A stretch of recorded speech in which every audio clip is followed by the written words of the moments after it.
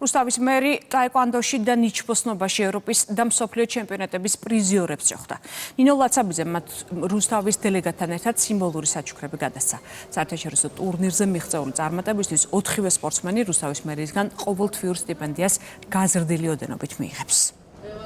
რაც შეეხება მწვრთნელებს, კიდევ ერთხელ მიულოცეთ ჩვენს რუსთაველ ახალგაზრდებს საერთაშორისო წარმატება, მათ მონაწილეობა მიიღეს ჩვენი ქვეყნის სახელით, როგორც მუნიციპალურ დონეზე, ასევე სახელმწიფო დონეზე სპორტის ხელშეწყობა განაპირობებს კიდევ და კიდევ უფრო მეტი ახალგაზრდის წარმატებას. ეს არის ჩვენი მთავარი მიზანი და ვისურვებ, რომ მათი მხრიდანაც რა ენერგია და შრომაც არის ჩადებული, ყოველთვის იყოს დაფასებული. რუმინეთში ჩატარდა ევროპის ჩემპიონატი, სადაც დავიკავე მეორე და მესამე ადგილი 500 მეტრიან და 200 მეტრიან დისტანციებზე. საკმაოდ კარგი შედეგი დავდე მინდა თქვა, რთული ტრაუმების შემდეგ, ასევე მსოფლიო ჩემპიონატიც მივიღე მონაწილეობა და იქაც კარგი შედეგები დავაფიქსირე. რა თქმა უნდა, ეს ყველაფერი არ გამოვა, თუ ერთმანეთს გვერდში არ ვდექით, ჩვენ სპორტსმენები არ დავდექით ერთმანეთს გვერდში, ჩვენი ქალაქის მერი არ დაგვიდგა გვერდში.